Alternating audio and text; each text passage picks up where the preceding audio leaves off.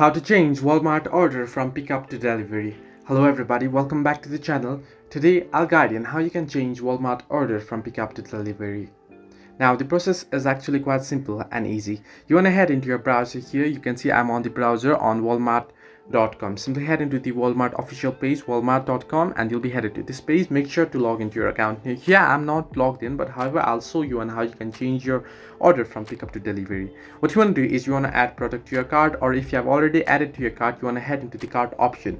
Now you can see the cart option at the very top right corner of the screen. Simply tap on the cart option, and here at the very top under the cart option you can see the option pickup and delivery options.